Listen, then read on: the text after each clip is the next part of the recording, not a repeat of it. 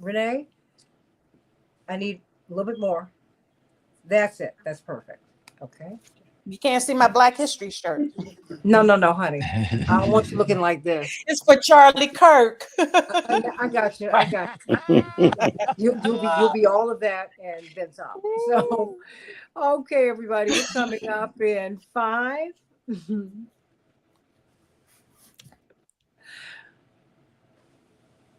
Hey, everybody, welcome to the Santita Jackson Show here on AM 950 Radio, the voice of progressive Minnesota. It's a joy to be with you, as many of you are joining us from all around the country. Let's talk today. Let's talk about Charlie Kirk. I don't know how many of you saw his memorial service. It was something to behold. And I think it was a celebration of his life. It was a political rally. It was so many things. And it was something to observe and to study, because there were a lot of things going on at one time. There was the celebration of a life, the commemoration of a life, really thinking about the promise that he held at 31. Whether you liked him or not, he was a young man who had done a great deal. Did he have a lot of support? Absolutely, he had a lot of support, but he knew what to do with the support. That's important to know, too. That having been said, you saw a lot that was snuffed out, and you saw his wife stepping into the gap. That's something that the so-called MAGA wives do not do. You see them, they tend to be the sort of women who remain hidden, but they're not doing that with her. That'll be very interesting. As some of his best friends advocate strenuously at this point to find out what happened to him. The Director of Social Justice from the Progressive National Baptist Convention is with us today, my dear friend and brother beloved, Reverend Darrell Gray, down there in St. Louis. To fully disclose, he's married to a cousin, so he's a cousin by relation. I gotta say, it's true. And of course, Reverend Dr. Marshall Elijah Hatch from the New Mount Pilgrim Missionary Baptist Church does so much fantastic work and is going into the next generation with his children. And of course, his wife, the First Lady, is holding it all together. I can never, ever forget her. We love her. And then Renee Criswell. Renee, who's got one name like Beyonce, but she is a retired, a brilliant activist, and someone who has been a teacher and who is also, she put that energy not only to her own children, who've become very, very successful professionally. She put that into the children in a neighborhood where they needed the most help. And I love that. So let's get to this. Let's look at Charlie Kirk. 31 years of age, Turning Point USA. Indeed, probably the most prodigious and prolific political organizer of his generation. Bar none. I was talking with my brother Youssef about this phenomenon called Charlie Kirk. He said, he was doing what Reverend did, but Reverend was even bigger. I said, yeah, and guess what? He wasn't sponsored either. Right. Reverend had no budget. He had the people. And that's important to know, but it's important to see what he was able to do with the tremendous support that he had, because he had more than 3,500 chapters all over the country and an operating budget north of $18 million. Right. So a lot of people were very invested in his success. And to his credit, he worked extremely hard and made it happen. Indeed, he pretty much delivered the youth vote to President Trump. And he did some things that were very, very smart. He had these forums in which he would say, prove me wrong. And he would debate and engage his political opponents, and he would crush them. But there was much more to it than that, because he would also turn a lot of minds because he did it with a smile. And I just found out, in fact, Van Jones revealed this, that he was actually going to have as one of his culminating events a session with Van Jones, in which they were going to discuss the Black criminal element. And some said that maybe Van Jones was going to take a hit with that. Because, of course, you're not going to invite someone into your house and lose And a lot of the people who were supporting Charlie Kirk have been supporting Van Jones. Right. There's a lot going on here. A lot. That having been said, much has been made of his friendly nature. Much has been made of the fact that he was someone who reached across the Rubicon. But Reverend Graylin Scott Hagler, one of the leading lights and one of our senior pastors, uh, he's from the Fellowship of Reconciliation now, but he's the pastor emeritus of Plymouth Congregational United Church of Christ in D.C. And he wrote something that really struck me. He sent it to me because I wanted him to be on, but he could not make it with us today. But the opinion piece that he wrote, everyone, is Racism, Rhetoric, and Charlie Kirk, a reality we cannot ignore. I'll just read a little bit of it to you. There are so many words, he writes, and cliches condemning the killing of Charles James Kirk. And none of the refrains are unique. We need to dial back our discourse. We need to be tolerant of different opinions. And there is no room in American political violence, people have been saying. Are people blind to the realities that have been swirling all around us? The language has been violent. The discord has been great. There has been a consistent invitation to dine at the table of heated racist discussion posing as legitimate political speech. The killing of Charlie Kirk fits within this arena of speech that is racist and hate-filled, but is designed to pose as rational and logical political speech. Let me start with you, Reverend Darrell Gray. And if he looks familiar to you, it's because he is Kevin Gray's brother, my dearly beloved Kevin Gray. Indeed, really the engine and one of the architects with Reverend of the game-changing win in Reverend's 84 and 88 campaigns in South Carolina. South Carolina is now the seminal Southern primary. And no one is more responsible for that than Kevin Gray. We won in 84, which was shocking. But Kevin said, no, when we come back in 88, and we're going to come back, he said, we need to have an extremely convincing win. So literally the day after we won the primary, he said, I'm going to register 25,000 people to vote.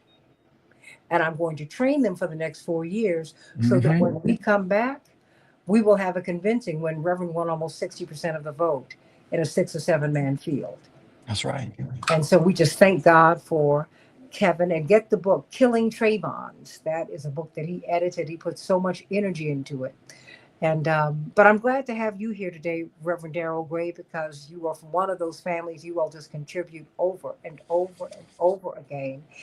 What did you make of what Reverend Hagler said? You know, that we have, it's like we've put perfume on something that doesn't smell very nice. No, I think that there are many around the country, and not just Black pastors. And I think that we need to be clear about that. I think you have others, and not just pastors of color or even progressive pastors, but I think pastors who understand what thus saith the Lord, people who are learned theologians and scholars, they understand what the late Mr. Kirk represented, and they understand what his rhetoric represented.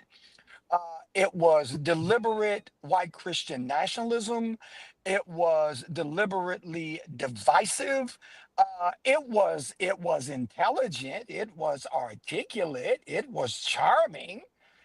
Uh, but we've seen all those. We've seen charming racism. We've seen intellectual sexism. We've seen all of this before, and so uh, like my good friend Graylin said, we're not surprised.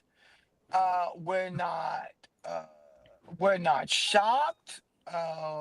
We're not any of those things. The reality is, Santita, Black folk for the most part didn't have a clue who Charlie Kirk was before Charlie Kirk died. Say That that. that Well, no, say that one more time because I've got Chuck Blackburn. Bless yeah. you. I'm glad Black, you're looking. You yeah, said Charlie Kirk did not have a hateful bone in his body. I suggest you rethink your satanic narrative. No, yeah, no, no. But no, I know I appreciate what he's saying. But the yeah. fact is, the black person who knew him was Candace Owens, That's right. and she's not someone who's popular in the black community. Right. And that's He why, was not. and that's why I use the word, and that's why I use the word, the Yeah. average person who is not the political intellectual But wait a would, minute. So yeah. isn't it ironic that black students at HBCUs are being attacked?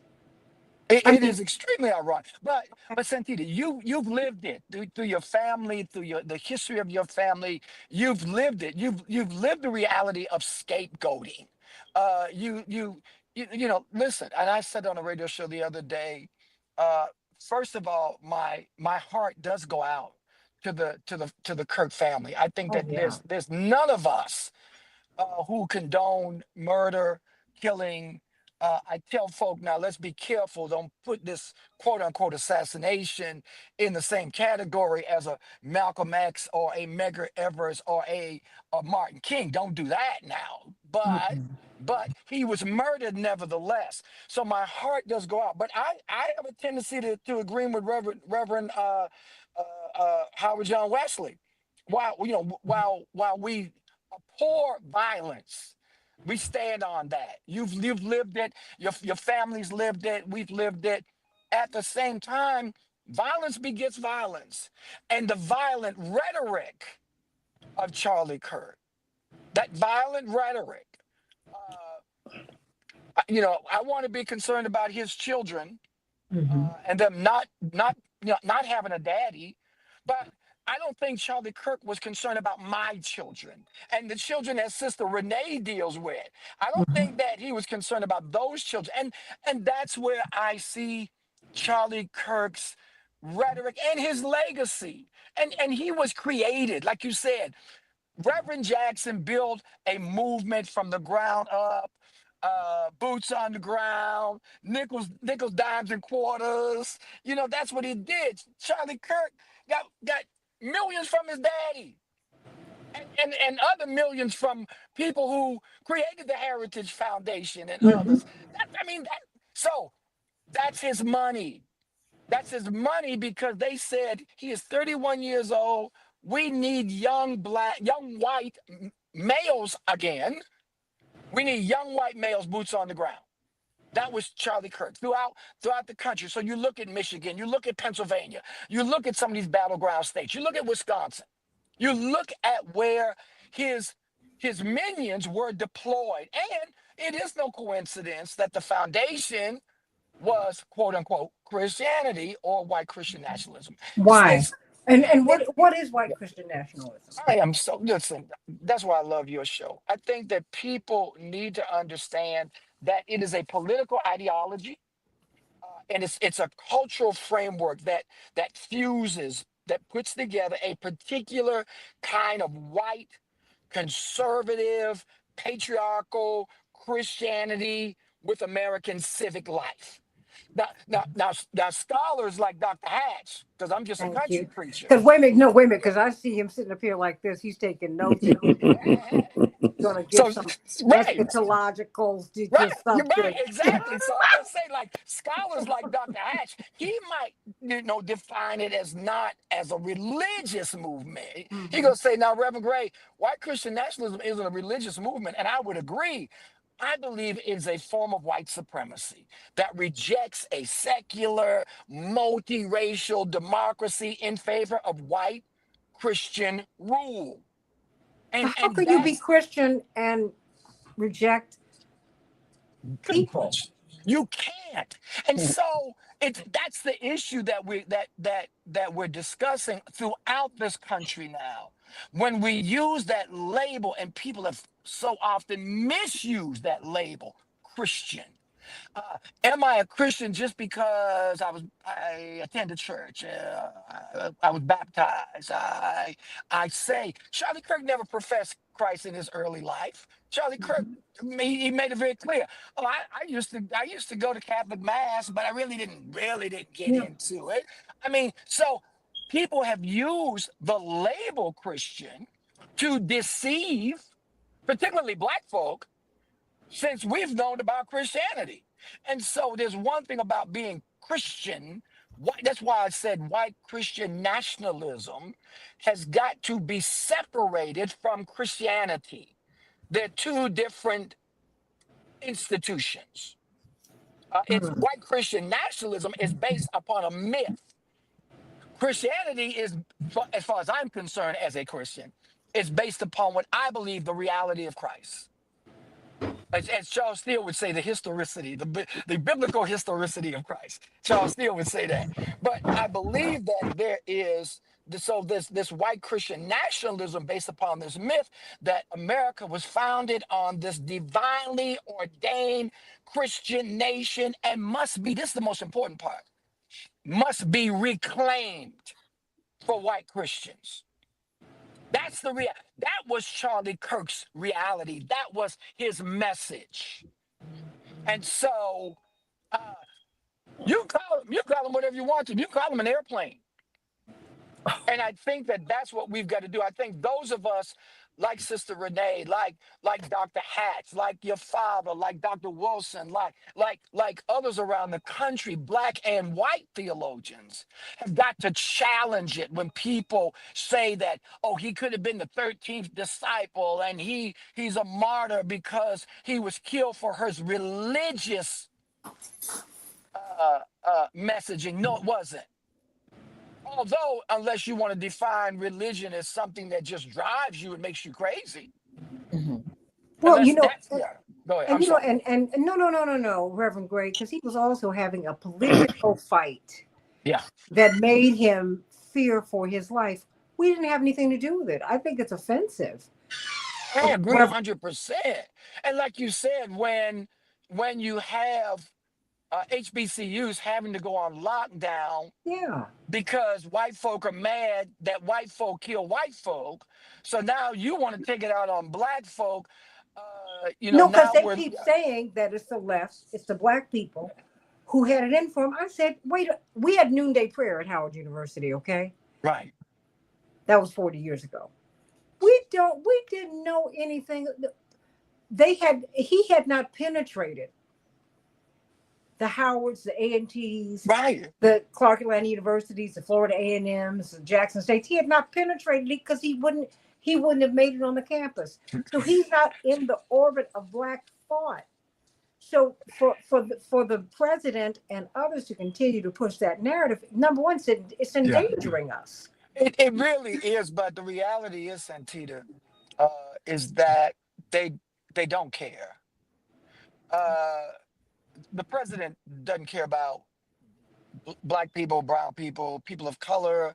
He doesn't care about the LGBTQ plus community. He doesn't care about anything or anyone that is different. He is, as again, this fear uh, that white men have right now because the complexion of America is getting darker.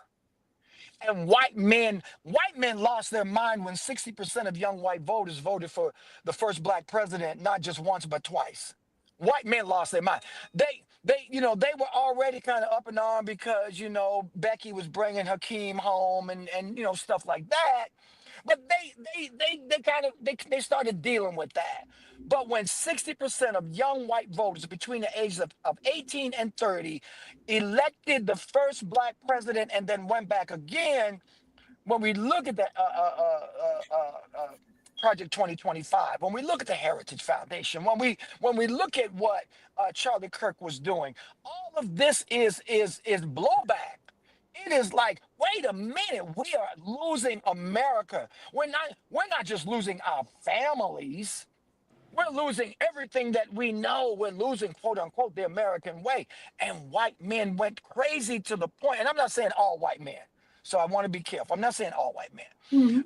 But I'm saying that those who are in power and the fear that came over them that they were losing everything because America was this last bastion of white Christian male dominance. And so the panic happened. And so why else would America get a Donald Trump? Because Donald Trump would do anything.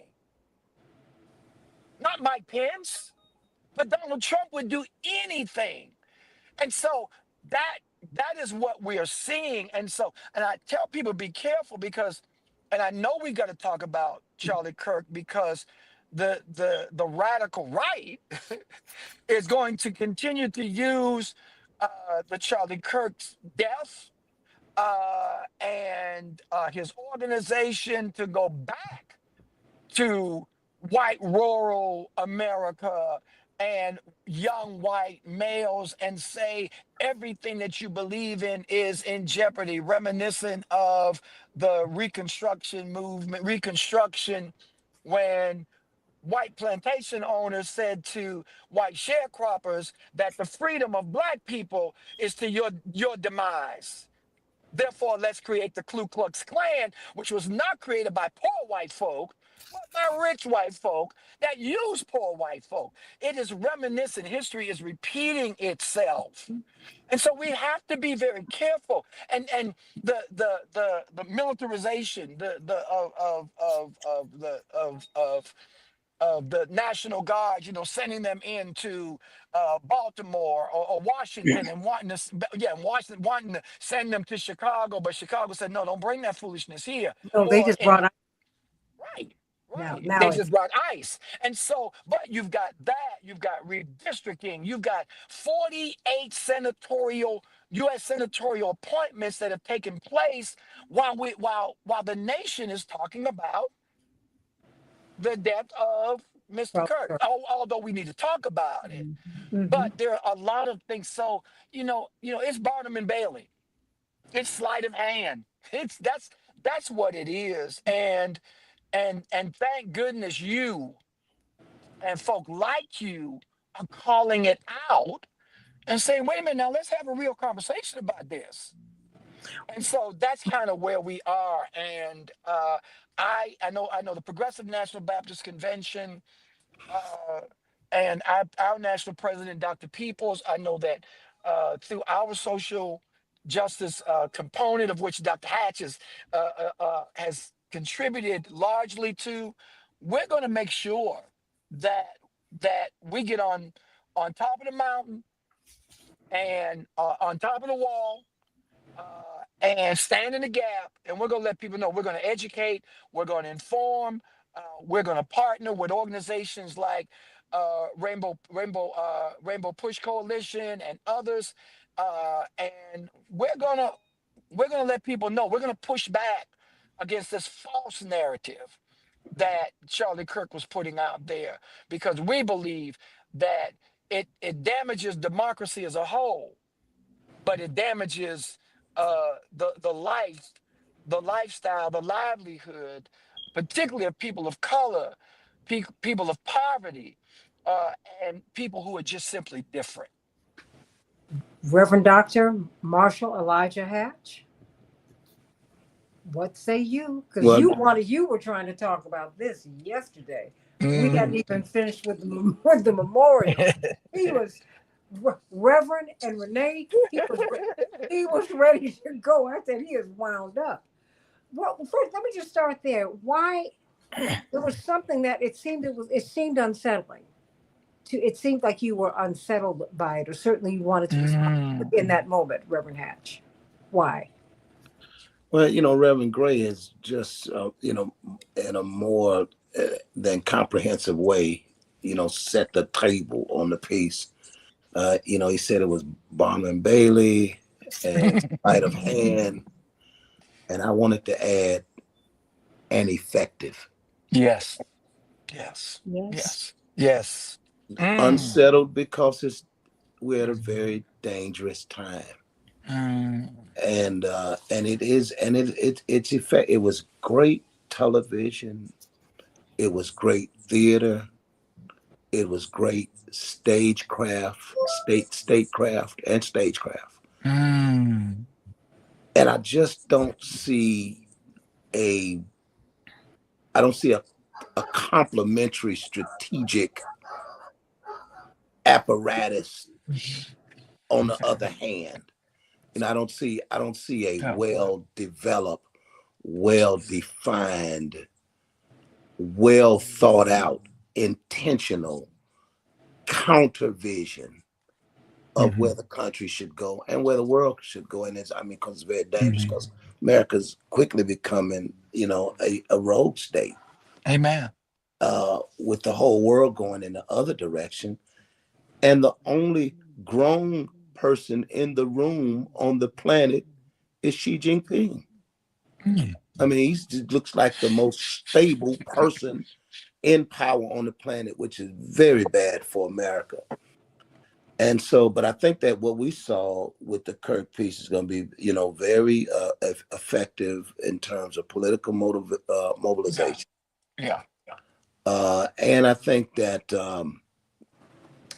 a lot of layers to it. There's a lot of layers to the movement, the turning point movement that Kirk created, and that, as you all just mentioned, was well funded.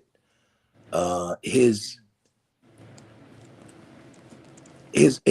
college dropout process worked in his favor because Well, he didn't have to.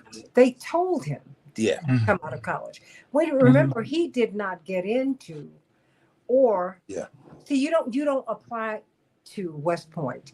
You're Right. invited to Right. apply to West Point. Apparently, he did not qualify because West Point seeks you out, and then you have to get a senatorial letter, Hmm. and then it. So but when he says, it's worked in his favor, because where yeah, you're in where we are now is we're in an anti-elite, anti-intellectual political environment.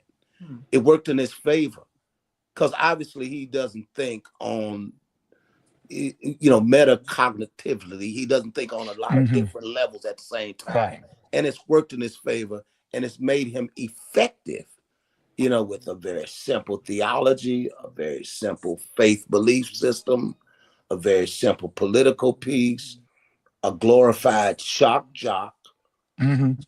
who basically said the quiet parts out loud, and it became very effective.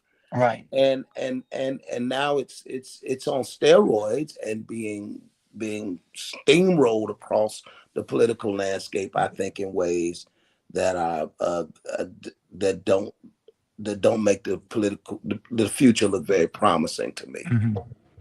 And for example, the cultural divide. I mean, we go from African American rights, the African American struggle, to LGBTQ, which may not be the smartest strategy in this environment, mhm. which may not be. I don't know who told Kamala Harris, for example, to say that she would have picked Pete Buttigieg, but she didn't think America could handle all that change at one time. I mean, you're talking about playing right into the hands of the right-wing narrative.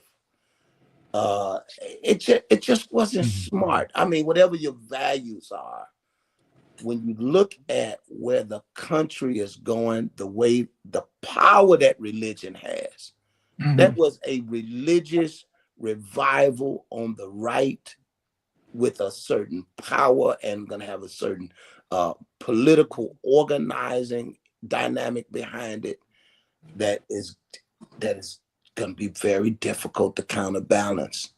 And that's why I said, there's going to have to be some real strategic Hmm. counterbalance in the way that we are doing politics, or Yeah. this project is going to be, I mean, hopeless. It's going to be lost. And that's why I'm disturbed about it. I mean, looking at it not only just, locally and nationally, but geopolitically and Hmm. globally.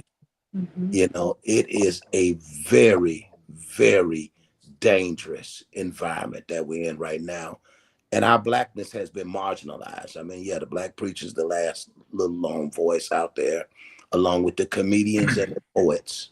Mm. Always the last truth tellers as we slide down the slippery slope into the dark dungeons of fascism and authoritarianism. And we're still not getting at the truth, because when I look at what's happening, say on the right, they're having a lot of discussions about, you know, these different elements that funded him? Because there's a real civil war breaking out over there Absolutely. Right. that really fed all of this. And you know, it's just so concerning to me when I see the backlash is hitting it's hitting these black students. It's hitting black people. And that to me is very, very dangerous. Um, in addition to, you know, what you know, yes, you know, there's anxiety about the browning of America, but the fact is America was always, number one, it was indigenous, then it was white and black at the same time. So it was never, you know, at one point, you know, this black people outnumbered white people in Mississippi. I mean, you know, so so And this, in the Carolinas, but Particularly in the Georgia. Carolinas. Yeah, yeah, yeah. but you know, but to your Right. point, and when I think of your brother Kevin, it's the organizing that we're not doing. Exactly. You know, because that's the thing. The counterpoint, the counterweight to that for the past 6 years has been Reverend. Right. And the right the okay the organizing, calling all the preachers, calling all the people, convening folks, registering people to vote, knowing that we, you know, but it's like now we wow, we miss that now. And we Santita, and we tried. There was a convening. Dr. Hatch, I don't know if you had an opportunity to be there in Memphis last January. I almost want to say it was either last January or the January before that, where we had all of the presidents of the Black Baptist conventions and Oh, denominations, Yeah. and we talked about bringing our social justice pieces together. Um, it was good. I think the problem was we didn't follow through. We didn't follow through. We didn't follow up. And so Dr. Hatch is absolutely correct. There needs to be, as he said, strategic planning. We've got somebody has got to say, Reverend was the one. Reverend, I'm gonna give Reverend credit because you give credit where credit is due. Reverend could bring the denominations together. Now we've got, organizations out there.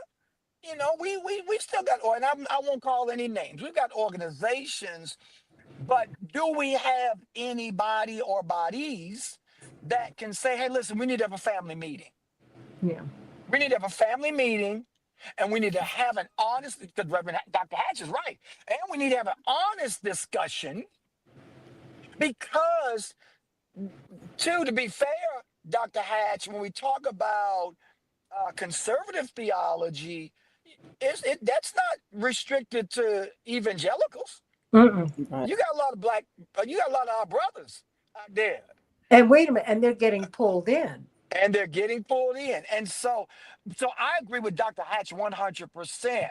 The question becomes, Dr. Hatch, who initiates this coming together? Who initiates this family gathering? Like I said, we've been in communication with Push. We've been in communication with Reverend Jeanette Wilson. We've been in communication with AFL-CIO Fred Redmond. We've been in conversation with PNBC. We've been in conversation with other national groups to say, listen, can we come together? Don't worry about who gets the credit, but can we come together and look at what is it that we did that worked for us? Dr. King was very careful about it, even before, as we planned, Dr. Hatch. Information, education, information, education, information. Before we get to the registration and mobilization and all of that. So we need a Dr. Hatch. We need the theologians. We need the Howard John Wesleys. We need the Otis Moss the third. We need all these brains in one room. And then, us lonely organizers, then give us our marching orders, Dr. Hatch. Yeah, that's where we left yesterday, right where you are Okay. now, Reverend Gray, because we mentioned that, we don't have at the moment a person of the stature of Reverend Jesse Jackson and the intellect, to convene us. I So got you. but we know that's what we need, and so it's we're the ones we're looking for, right? So Whoa. we have to do this, and But all the Reverend, focus. but Reverend, you have the example though, and you worked for Reverend now, so you know that's why he was very deliberate in Mm. having Reverend Hatch. Amen. He was very deliberate in having people who would follow him because he was clear he wasn't going to be here forever. But Right. you needed to learn, just as Dr. King pulled him out of the University of Chicago That's right. a semester before he's on a full scholarship, semester before he's getting his master's. He said, no, no, no, no, no. I can teach you more about theology than you can learn in that. Mm. I see where you're going. You need to come with me. My father's like, I'm looking at my wife. We've had 3 babies in 2.5 years. And my mother said, no, no, you must go. Yeah. I'm gonna Well, have to jump off. I've got to catch well, this flight. please say what you say. Oh my goodness. Because you know what? Appreciate you, Reverend You Gray. you have an invitation. Let them know. Push is your home. Thank you so much. And listen, I want to say before I jump out and catch this flight, I'm gonna be like somebody jump running through the airport. But as you said, Dr. King, hey, I ain't calling names. As you said, what Dr. King said to Reverend, pulling him out of school, Reverend Jackson did the same thing to me. I had 2 scholarships to go to law school. I had passed the LSAT. I did. Reverend said, "Oh, you can always go to law school. How many opportunities will you get to do?" I'm like, and you know what? I drunk the Kool-Aid. Don't feel bad. Thank God. He turned down Duke Law School to go to the University of Chicago. Oh, Reverend Proctor told him, I think seminary is going to give you more space than law school. And my mother now says, thank God. uh, Because well, our lives listen. would have been they would have been And much. I turned down Georgetown Law School to go to preaching. See, Well, all of us. you're So making listen, I'm God's gonna jump case. off. I'm You're gonna making God's case. That's let it. me know whatever I can do, Dr. Hatch. I'll reach out to you this week. Absolutely. Let's stay connected. Yeah, All right, Doc. let's And God bless you all. Love Love and you. peace. all Thank right. you. Peace. Peace. Bless you. Bye bye. Renee Criswell, now you are in the pews and you are teaching. So what do you see? Because it is, Reverend Hatch, I'm mindful of the fact that I look at the people who Charlie Kirk is who he's getting. They're so young. They're so young. I mean, and Reverend got people when he was very young, right? And his wife is beautiful, and they have energy, and they have something we did not have: lots of money and a tailwind. Reverend was going up against. And white privilege. Don't leave that out. Oh no, I'm not leaving any of it Yeah. out. But what I'm saying is, white folks will leave the door open for you a little bit if you're doing their bidding. That's what we seeing with the black people who are aligned with them now. They don't mind a black face in a high place as long as you're doing their bidding. I mean, you'll deal with anti-white, anti-black racism, no question. But they give you space. But Candace wasn't at that funeral yesterday. She wasn't invited, I'm sure. Well, because she has been saying, you all are not telling the truth about what happened to him and the forces that were pushing back against him. And that's why it's important to talk about all of those pieces, because all of those pieces matter while our children are afraid to go to class while they're at college. They're afraid to come out of the dormitories. But these are the kids who you were queuing up to send to college. They're the people he was able to get, that he's been getting. So what did you make of what you saw yesterday? And for Pastor Hatch, she told me that it was very hard for her to watch. She didn't want to watch it. Why didn't you? Well, I had forgotten about it, first of all. But secondly, I knew it would be full of hate. And I did watch it last night. I started watching it last night. I fell asleep watching it.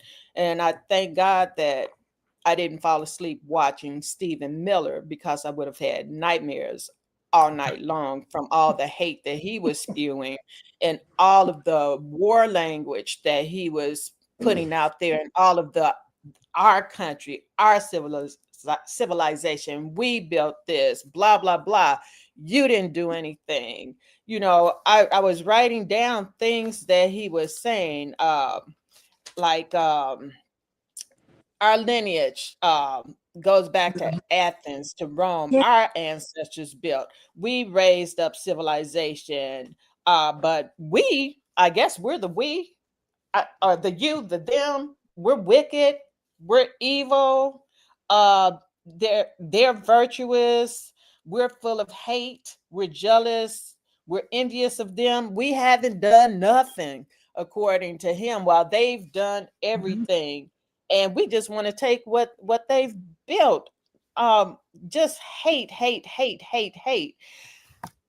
I wish he had some history lessons, and I wish he knew that the cradle of civilization was in Africa, and I wish that he knew that in European museums in England, in Germany, in France, they had artifacts of things that our ancestors built in Africa that they stole and then told us that we came from a dark place that hadn't done anything. And he's still saying that same nonsense now, hundreds of years later, um, that we haven't done. I guess we're the we. Maybe I'm taking it wrong, but I know he said this should be a white country. I'm not quite white. I have some white DNA, but I'm not a pure white person, so I guess I'm the them. So that's pretty scary because he's what, high up there in Trump's administration. Oh, He's he's the his, deputy chief of staff. Yeah. yeah, so that's Yeah. that's frightening to me that somebody in power like that was talking like that at that funeral. And I heard other people talk about the sword of vengeance and being happy that there's a leader in Trump who will use that sword of vengeance, use it against too. And now I just wondered, what church did they grow up in? Because I grew up in the church. I went to Sunday school. I taught Sunday school. I can remember going to church and having that type of feeling that I felt last night when I was listening to them. I felt love in going to Mhm. church. And even I think it said, vengeance is mine, said the Lord, not the president's vengeance to go out and get his enemies who say things that he doesn't like. It was not a good experience hearing him today. But like I said, last night I fell asleep as Erica was speaking, and she wanted to give forgiveness, which was good. Unfortunately, Trump followed her and said no, he wants to hurt his opponents. I'm like, what? What kind of leader is this? Well, well, Pastor Hatch, I mean, that's what the president is saying. What's our takeaway? The toxicity flows down from the top. I mean, he um, basically is I mean, he's not a spiritual person at all, and he was in the middle of a place where people were talking about the things of the spirit, but it just shows you the disconnect between the religious rhetoric of the evangelicals and the champion of the evangelicals, Donald Trump. I mean, it's total contradiction, uh, and that was what was on display yesterday. And let me just say, Lisa, there's no hate here, because we know what we heard. Now, you can clear things up for us, but we know what we heard. The president did say that while Erica Kirk forgave, that he would not. And that was while you're talking about Christianity, someone even brought up a cross. And did Uh, like this, that, like that's Hitler. not, that is not what, yeah, it does flow from the top, Lisa. That's not what you say. Number one, he was violating the spirit in which his widow came forward, her stated, her stated purpose. Let her have the moment in which she says, I've forgiven the man who is alleged to have killed my husband. and leave it at that. Don't add any more to that. And given where we are in this country, stoking, adding kerosene to this fire, and really they're adding kerosene, Lisa, and everyone to a fire, um, because they want to keep us away from the fact that the country, that money's being given to everybody but the people. They cut $1 trillion from our healthcare budget. Yale estimates that 50,000 of us will die per year. That's a conservative estimate. That's what's real. More and more Americans are not able to, they can't get from payday to Monday. People cannot afford to buy a house. People cannot afford to rent. And what the elite have always done was keep us fighting each other instead of fighting for each other. True. So, with all due respect, and I appreciate that you've tuned in, there is no hate here. I don't have any hate for Charlie Kirk. He was such a young man. He was young enough to have been my child. I want to know where all of his hateful rhetoric came from. Yeah, because his organization had to come back on him talking about Dr. King, saying that Dr. King was an awful person. How dare you say that? How dare you? Upon what basis were you saying that? When you say to Black people that the civil rights, that we were doing better in segregation than we're doing now, yeah, he said that. He said that when he said that the civil right, that everything went south for us after we got the Civil Rights Act, and that we were doing better then. Lisa. No, you don't hear racism here. You don't hear that. No, you don't. What you do hear is Black people standing up for themselves. And that should not be offensive to you. You have Black people who are awake and who are looking at what we saw yesterday, and we're discussing it. I mean, I hear you and I appreciate you. I'm glad that you're here. But know that we're all being gamed here. We're all being gamed. You're losing, I'm losing, the 99% are losing, while the people at the top are making more money than ever before. Elon Musk, I always said to you, Elon Musk and President Trump were not all the way out. He was there yesterday. Mm-hmm. He's still making $8 million a day off of us. He becomes a billionaire over and over and over again every year off of our money. True. Santita. And you can be Black. I got you. I got it. That does not absolve you. I mean, I don't care how you present. I'm all right with it, Lisa. Most of my much if not most of my father's family presents as white people. Mm-hmm. So that ain't my thing. I don't care about that. I've seen it all. I'm making another kind of statement here. What he has put forth, what they're pushing, is very dangerous for all of us. Mm-hmm. It's going to hit me. It's hitting me first. It's going to hit everybody else later on, because none of them talked about ending poverty. You want to talk about Jesus? None of them talked about love and being fair. Mm-hmm. They came from a place of judgment and hatred, and that's shameful. Right. Santita, Dr. King once said that it's true that the law can't make a man love me, but it can keep him from lynching me. Well, those civil rights laws that they passed gave us a lot of rights. And as soon as we got rights, they started trying to come up with ways to take the rights right back. So you had Nixon trying to take care of the Negro problem. You had the guy who created ALEC and the Heritage Foundation and the Moral Majority. And then you have them funding Charlie Kirk, who was supposed to be the Pied Piper of young people, young impressionable minds, to lead those people on that conservative path that's not really conservative. When I think about being conservative, I think about people having values of love, values of family values and stuff, wanting to help people.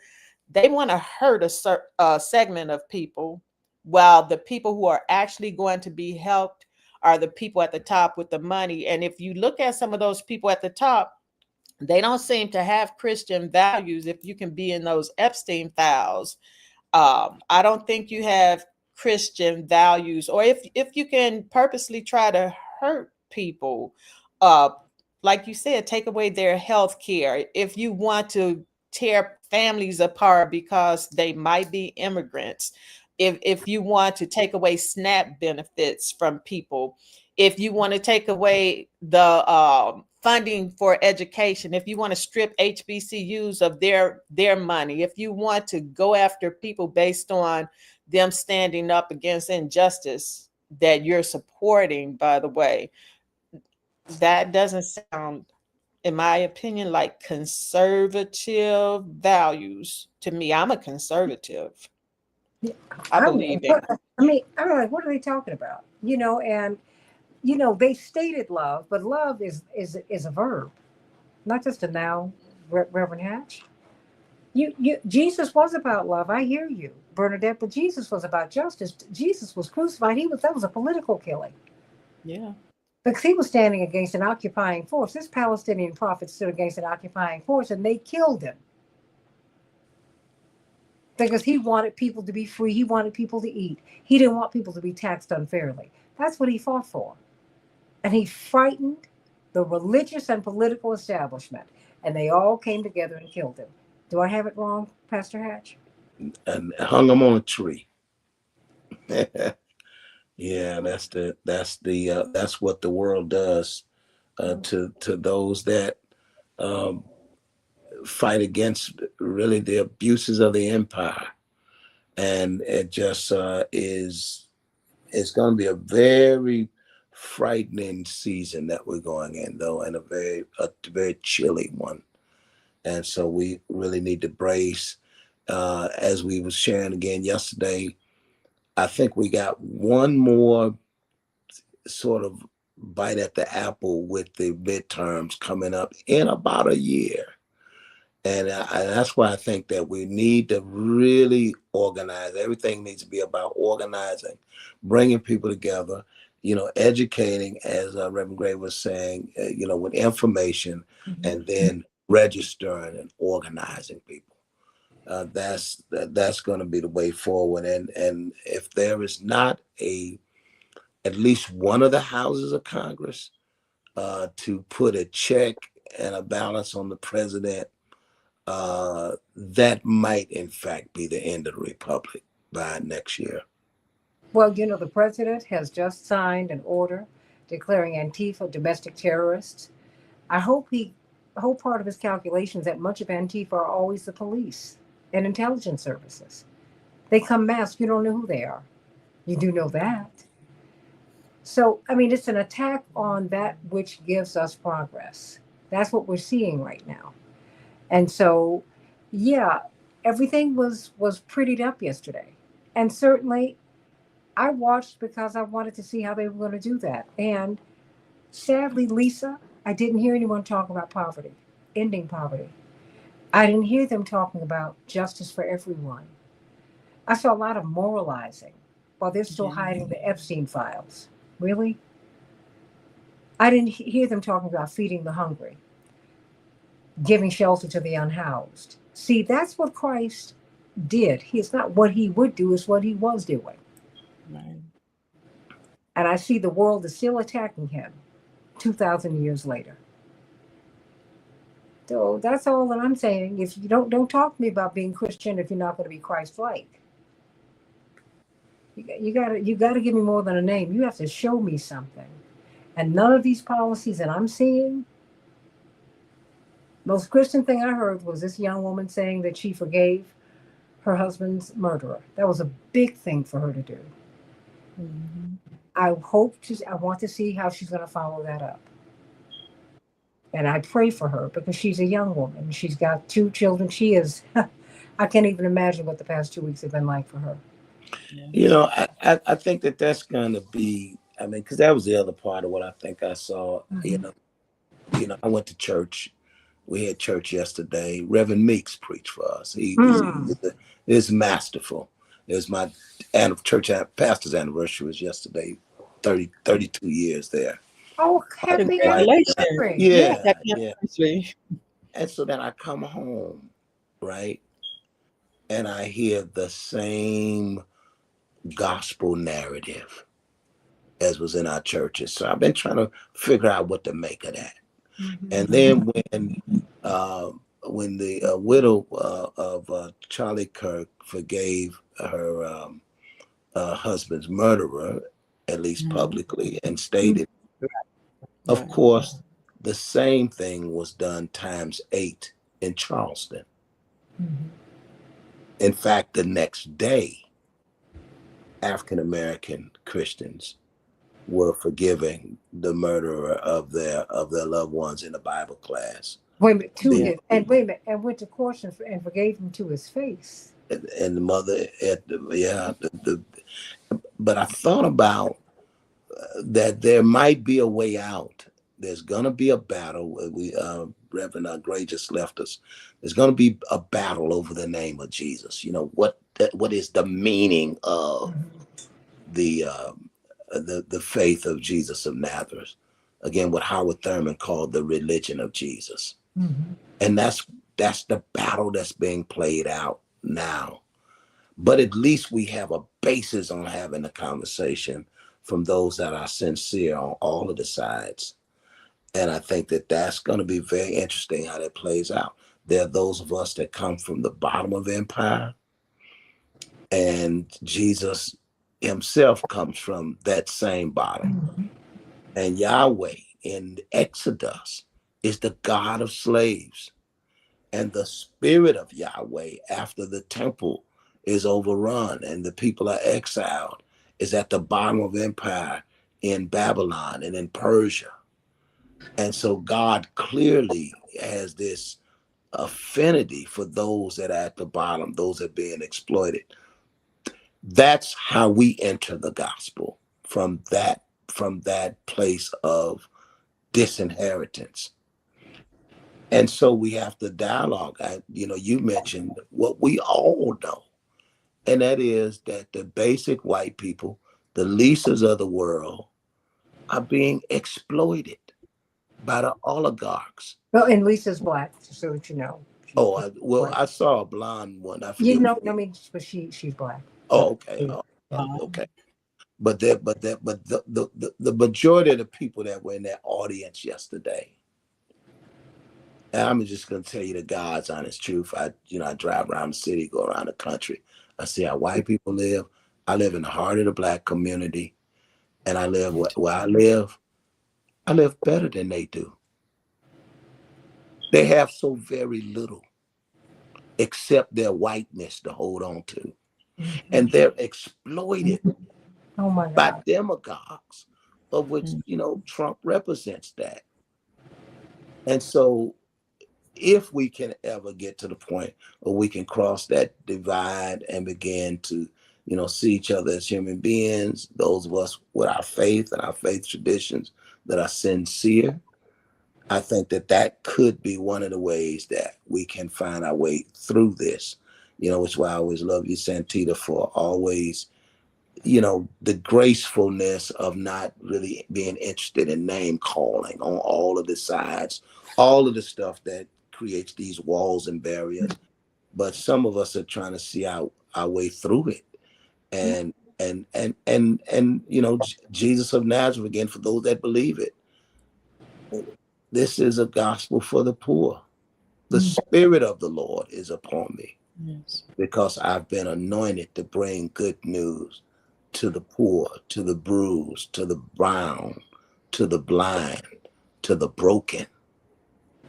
And that is, you can't get around that. That's the essence of the gospel.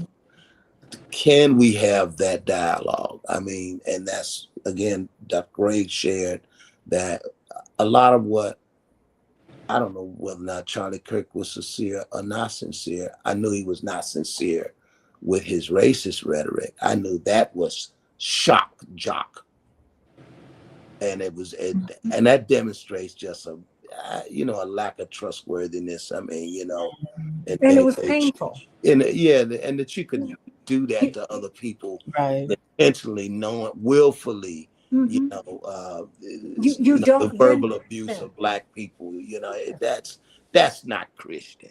You No. know, it's just, No, it's you so don't render offense. You know no. You what love you your neighbor as yourself, and yes. you certainly can't engage in the kind of, I mean, not seriously, the demagoguery of turning empathy into a vice, When Right. a whole theology on empathy being something that is unchristian. It's ridiculous on its face. that it was a tool of the weak, that it was some new agey thing, as he put it. Empathy, Mhm. love thy neighbor as thyself, In my do unto others as you would have them do unto you. in my Come on. weakness, my strength is made perfect. Mhm. Blessed are the meek, for they shall inherit the earth. What Bible are you reading? I mean, that's not Christian. No, but I do understand some of the cultural dimensions that that messaging to young men who do want to do better. You know, we work with young men Yeah. straight out of the street. It's such an incredible insight. So much I've learned. You could just pull randomly these young men off the street and you find out everybody responds to love. That's number one. Mm. But number two, I don't think I met one guy that did not want to be a good father to their children. Absolutely. They they don't have the resources, the know-how, haven't had the kind of fathering, the kind of investment in them to help them in their, and coach them in life to productivity, their own, how to basically their own inner disciplines, all the stuff we do, spiritual enrichment and emotional and otherwise. Mhm. Uh, that was part of the appeal of Charlie Kirk, though. Mm-hmm. Yeah. Was that the whole idea of family, the whole idea of parenting, the whole idea of building a legacy, Right. the idea of building community, Mhm. And and I so agree with that. we have to engage that. Yeah, That's yeah, right. yeah, And yeah. that's what the left misses that. They missed that. And what he missed was we need the opportunity. What he missed was Yes, the yes. barriers swing wide open, the doors of opportunity. And Mhm. part of the problem where he has to be critiqued is that at some point, I think the money got good to him because a lot of that rhetoric was just. My nephew is the actor Lil Rel, and we were talking about it. He was in town this week, and he said something. I said, "Boom, that's it." He said, "Uncle, he was a shock jock," That's it. and Yeah. that's the cousin of demagoguery. Mm-hmm. I mean, you really know better, Mhm. but it's profitable. It's Right. financially and economically Yes. profitable Well, but to see, Pastor, cause this commotion on purpose, Yes. but that's why I had to say Now there he had a guilt for that there, well, and he had the space to do it because he didn't have to raise the money. Right. Yeah. See, when you have to get No, he got along with people, paid to do it. yeah, Right. It did raise money, yeah. Well, Right. no, but he was fun. My point is, he was funded. but the Mhm. commotion was Yeah, the commodity. That's my absolutely. Right. point. But He I'm was saying, carrying out an agenda. He and was he carrying out an and he he was was funded. paid to, yes, He was yeah. funded to do just that because Yes. I've And then watched if my you father. preach the gospel of cultural whiteness, Yeah, that becomes an asset for a part of the political dynamic, and they paid him to but stir that he could touch everybody except a few places, and and call it Christianity. we're not going to get into that here. Yeah, That having been said, wait, because when you've got to raise money, you have to be nice to people because you need people. Mhm. There's a certain arrogance with inheritance, yeah, tendency. Mhm. And when people are just cutting checks for you, because in the last 2 or 3 months of his life, he was being attacked by his donors because Yes. yes. he was deviating from the political line. Got a Because conscience. Well, because what no we'll no do, no because at one point he has to now respond to his constituents in the That's right. grassroots that And, are reacting and what we're to. going to do is leave it there. Yeah. We're going to leave it there. It's safer that way. No, yeah, we're gonna leave it there. I've taken my hits. I have nothing to prove. I've told people, start looking and thinking. I was telling another friend of mine, I said, wait a minute, we've taken the hits. I've been put off of radio stations because I of what just I said, and I'm all right with it. We I need just our hate, own Santita. We I need our just hate own to see radio I hate to see stations. us and the moral compass in me. I hate to see anybody else scapegoated.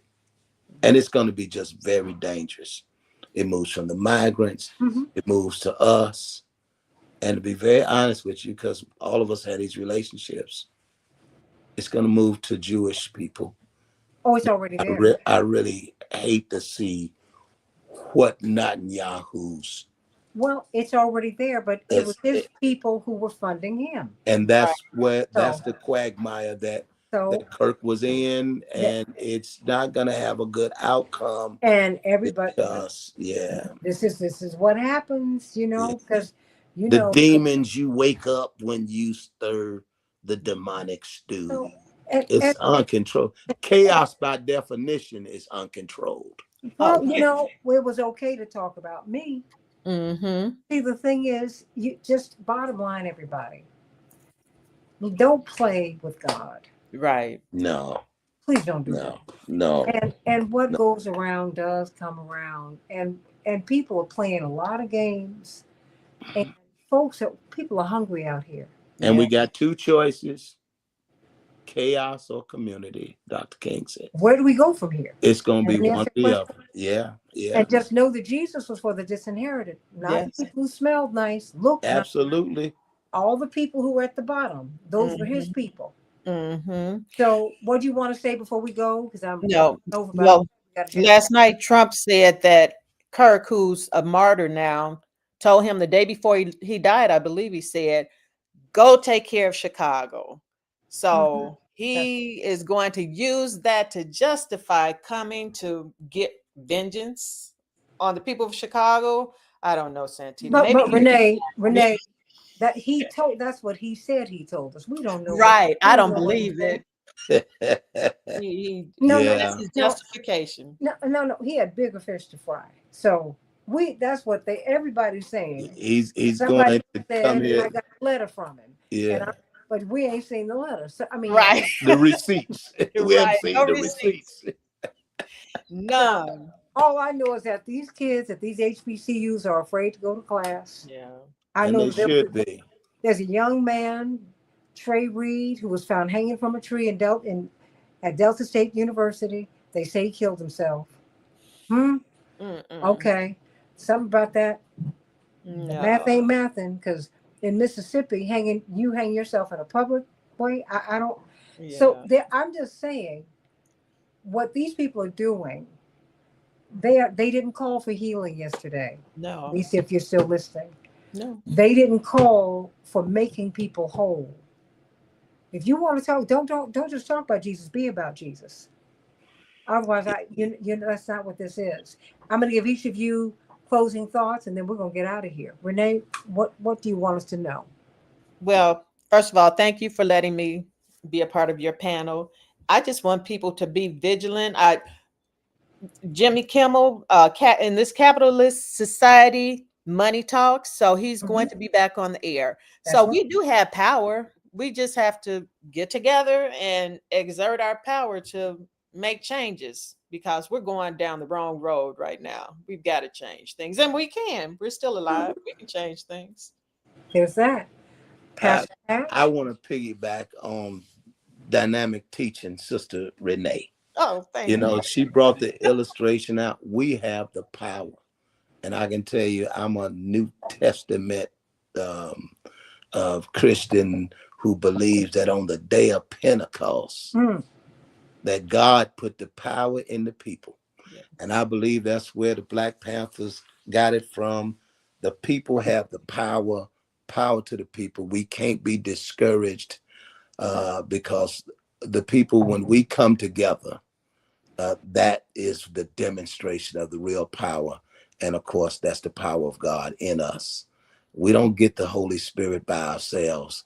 We only get the Holy Spirit in community. And they were all filled and all on one accord, and all were able to testify of the wonderful works of God. So that's what's going to lead and guide us. Amen.